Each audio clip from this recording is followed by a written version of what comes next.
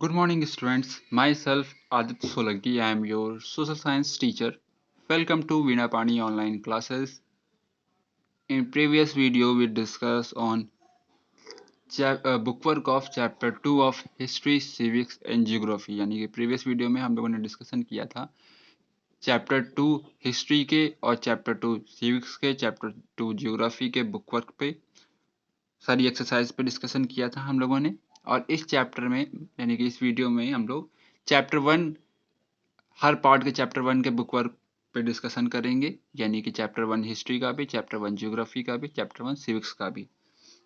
ये आपके एक तरीके से रिवीजन वीडियो है जिसमें बहुत सी चीज़ें होती हैं, जैसे कि मैंने जो पीडीएफ आपको प्रोवाइड करा दी, आपने फिल कर लिया, बट आपको पता नहीं है कि इसका आंसर कैसे आया एक्सरसाइज में, तो उस चीज़ को एक्सप्लेन करेंगे। और जो भी डाउट्स होंगे आपको वो आप क्वेश्चन आवर में पूछ सकते हैं।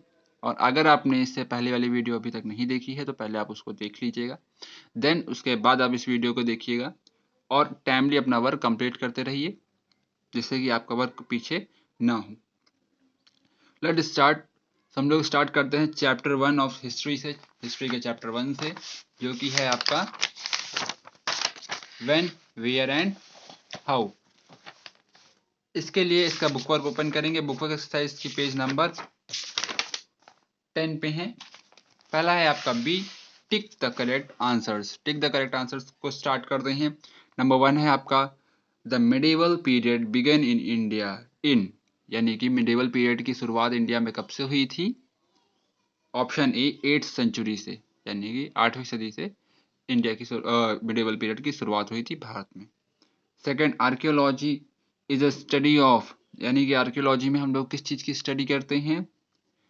हिस्टोरिकल रिमेन्स, यानी कि जो पुरानी इतिहास की जो चीज़ें हैं, वो जो उसके जो अवशेष हैं उनके बारे में पढ़ाई करते हैं, जो कि हमें बताती हैं उस टाइम पीरियड के बारे में या उस टाइम पीरियड की कंडीशंस के बारे में। थर्ड है आपका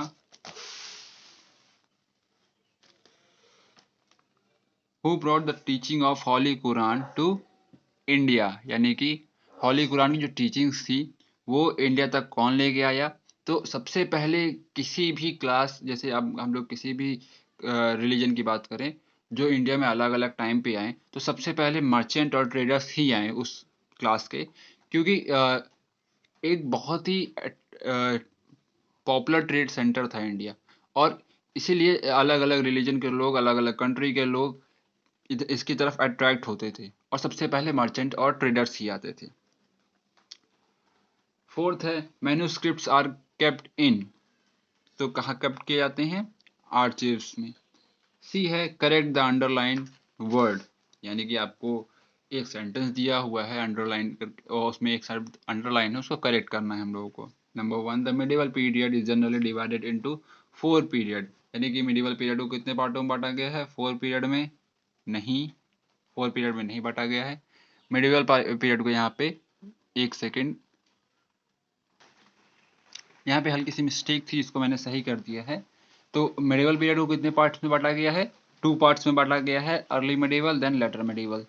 सेकंड क्वेश्चन है आपका इन संस्कृत लिटरेचर, यानी कि संस्कृत लिटरेचर में the country is often called Hindustan. नहीं, हिंदुस्तान जो वर्ड था वो मुस्लिम रूलर्स के द्वारा यूज किया गया है। मुगल के रूलर और दिल्ली सल्तनत के जो रूलर थे वो उसको हिंदुस्तान कहते थे। संस्कृत लिटरेचर में इसको भारत कहा जाता था।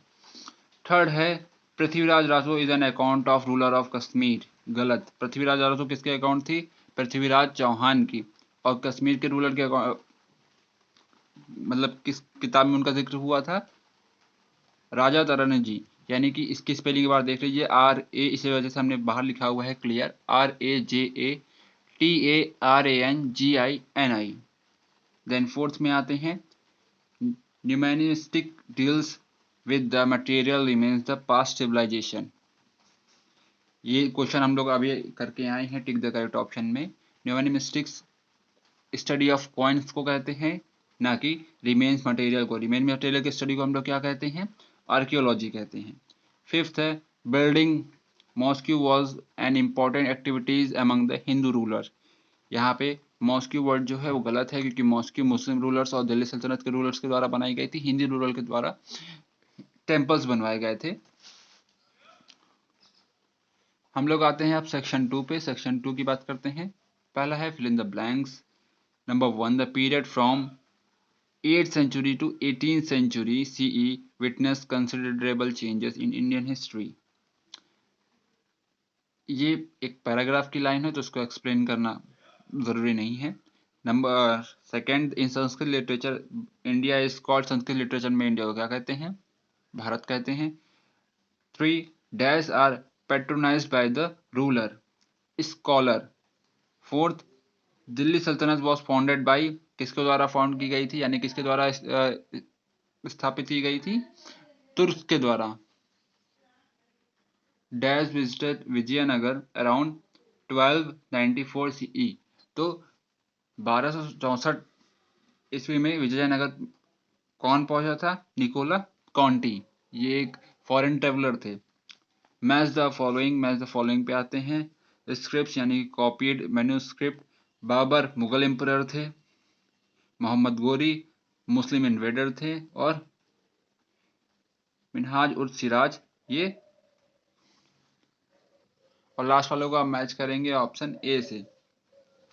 अब हम लोग आते हैं, यानी कि इसका चैप्टर 1 हम लोगों ने कम्प्लीटली पढ़ लिया है। अब हम लोग आते हैं किस पे? चैप्टर 1 ऑफ जियोग्राफी पे। जियोग्राफी के चैप्टर 1 पे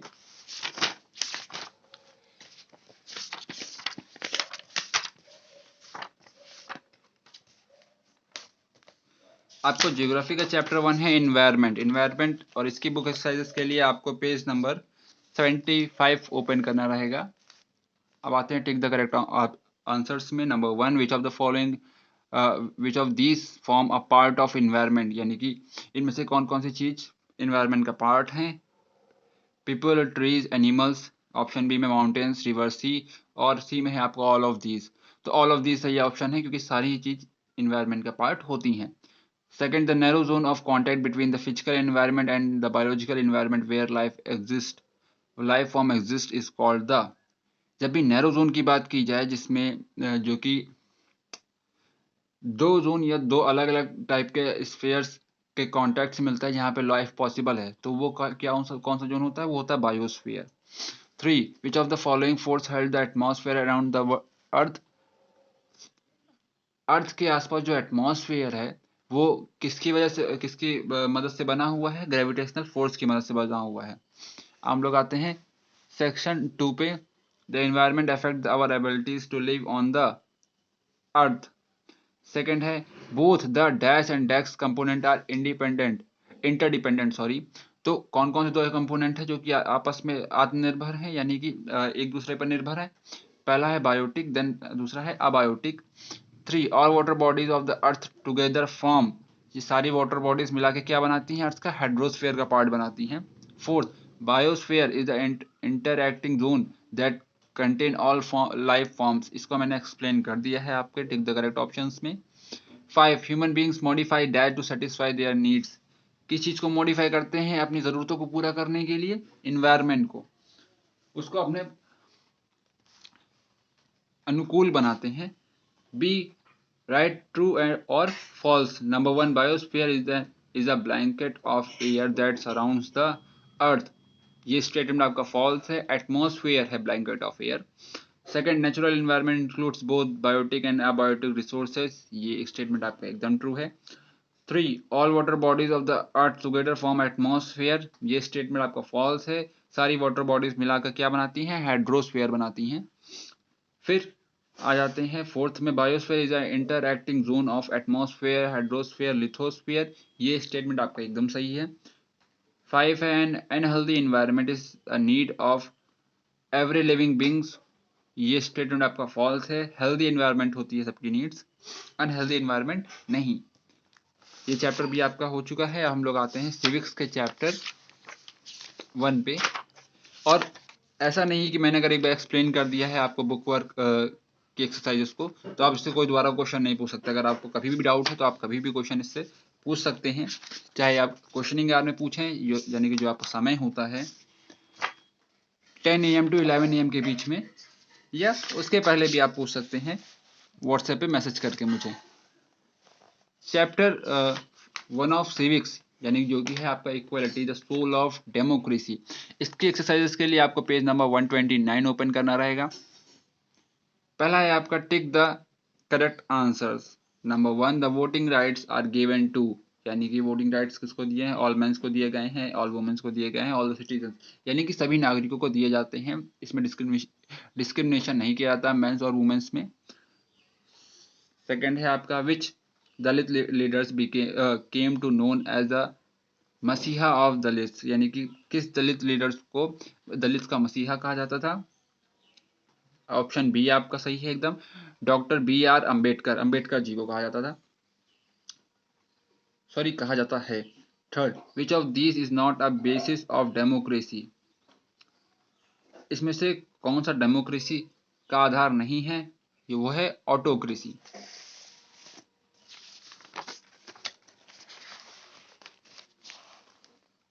next page, page number 130, question 4, which official document of government recognizes every person as equal, यानी कि किस गवर्नमेंट ऑफिशियल डॉक्यूमेंट्स ने सारे पर्सन्स को एक समान बताया है? इंडियन कॉन्स्टिट्यूशन, यानी कि भारतीय संविधान ने। Then section 2, A fill in the blanks. Number 1, dash is a basic feature of democracy, democracy का सबसे बेसिक फीचर क्या है? Equality. Second, the dash one of the common form of inequality, सबसे कॉमन फॉर्म इनइक्वालिटी की क्या है? Caste system है। Third, economic democracy means free from all exploitation. Four है, in the US the civil rights act was passed in, यानी कि US में civil right act कब पास हुआ था? 1964 में। 5, dash was the first black president of south Africa, south Africa पहले black president कौन थे? नेशनल मंडेला, नेल्सन मंडेला थे। फिर आते हैं हम लोग ट्रू एंड फॉल्स में। Number 1, equality influence all aspects of functioning of government, ये स्टेटमेंट आपका ट्रू है। Second, universal adult franchise is an essential aspect of all democracies, ये भी ट्रू है। Not every person can become the head of the government, ये false है, सब कोई बन सकता है अगर वह चाहे तो, इलेक्शन लड़ना चाहे तो। Fourth, India is an only democracy where inequality exist, ये स्टेटमेंट आपका गलत है, क्योंकि हर डेमोक्रेसी में कुछ ना कुछ इनक्वालिटी होती ही है। वो डेमोक्रेसीज की कमी नहीं होती है, वो वहाँ के लोगों की मेंटालिटी की कमी होती है, जो कि जैसे जैसे हम लोग मॉडर्न हो रहे हैं वैसे वो चीज़ें खत्म हो रही हैं। और हमारी डेमोक्रेसी का भी यही, हमारी कॉन्स्टिट्यूशन का भी यही एक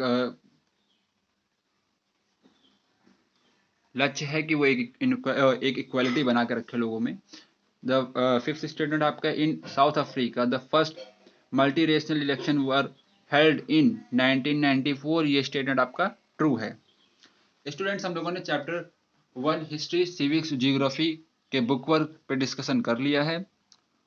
अगर आपको इससे रिलेटेड कोई भी क्वेश्चन बनता है तो आप मुझसे पूछ सकते हैं। आज की वीडियो में इतना ही। Thank you very much.